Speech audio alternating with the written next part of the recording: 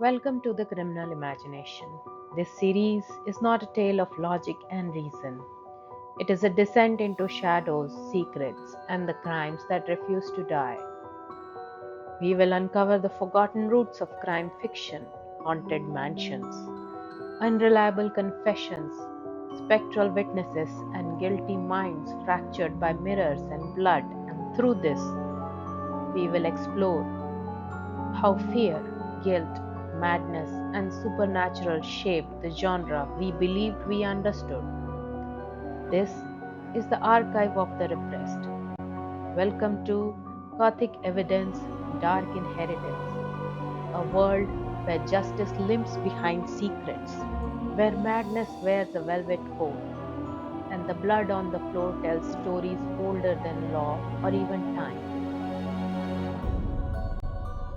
Tonight's entry, we talk about locked doors, open grave.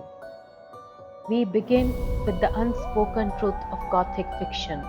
The body is never safe, not in castles, not in crypts, not even in the chambers of your own mind. In the Gothic tradition, crime is not simply an act, it is a manifestation, a symptom of something older, buried, and still breathing. It rattles the lock of every door we close and whispers through the keyhole of every room we dare not enter.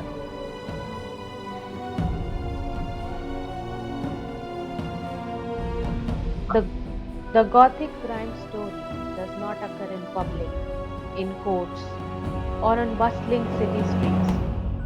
It takes place behind closed doors, doors that were never meant to be opened. Let's begin in Germany. The year 1815.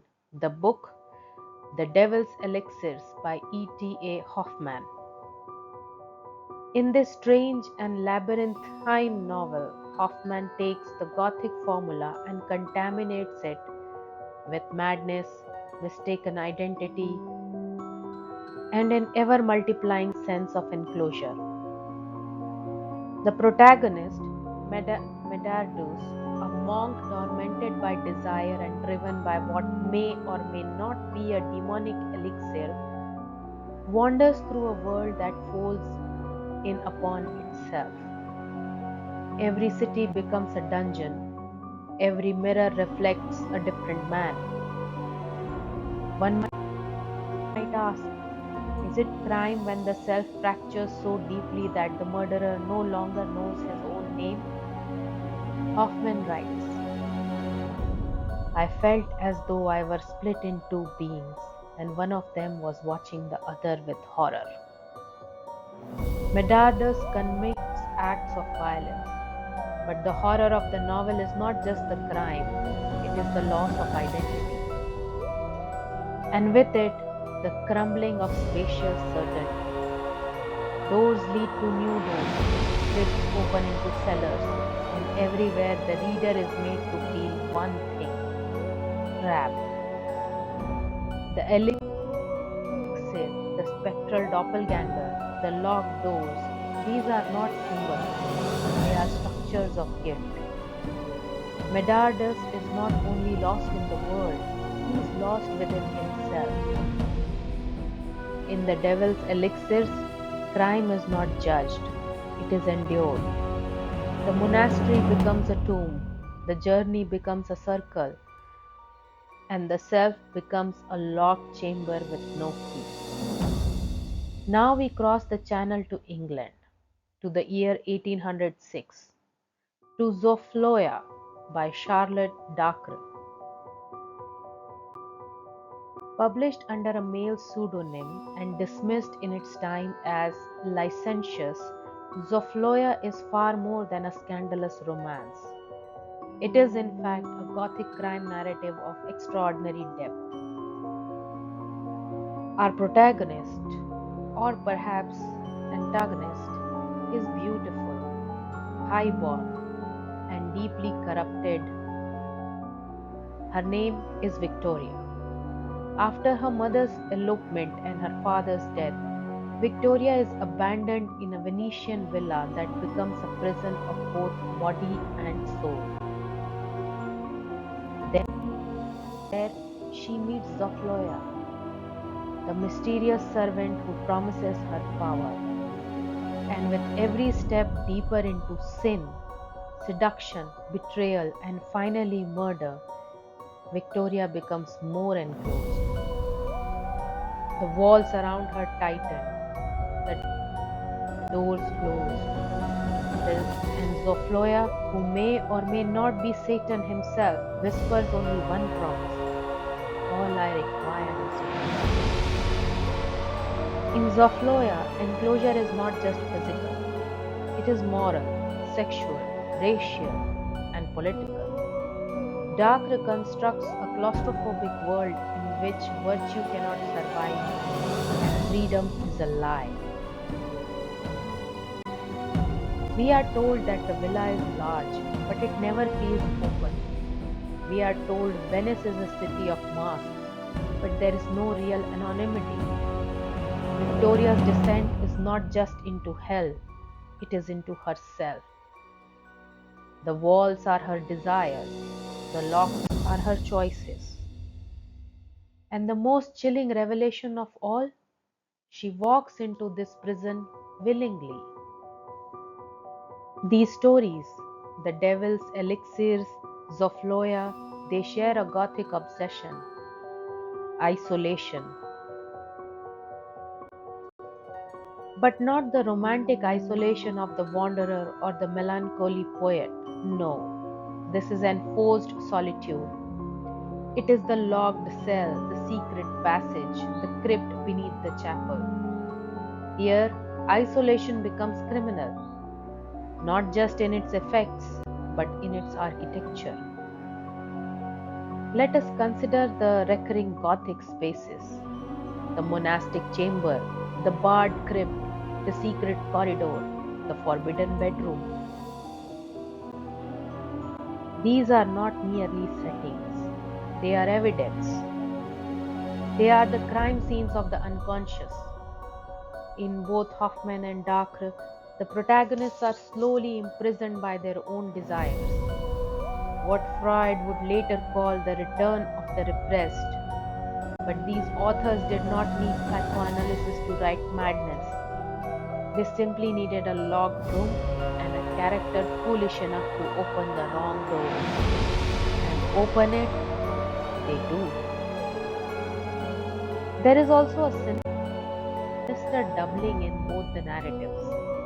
In The Devil's Elixirs, Medardus has a doppelganger, an identical man who may be his brother, his gift, or his ghost. In Zofloya, Victoria finds in her servant Zofloya a mirror of power, cunning, and cruelty. As her crimes increase, his influence grows until he reveals his true nature. Mistaken identities, spectral twins, demonic advisors, these motifs are not mere flourishes. They are the Gothic answer to forensic certainty. Where modern crime fiction seeks truth, DNA, fingerprints, motives, Gothic crime fiction drowns in ambiguity. You are not sure who committed the crime. You are not even sure if there was a crime. You only know one thing: there is no way out. Gothic crime fiction does not ask who did it. It asks, what have we locked away? And more dangerously, what happens when it comes back? The spectral visitor is a common Gothic trope, seen in Hoffmann's Wandering Monks, Dacre's Satanic Temples, and countless other tales. But they are rarely ghosts in the traditional sense. They are memory given form. They are guilt on two legs. They knock on doors that should remain shut. And that is the terror.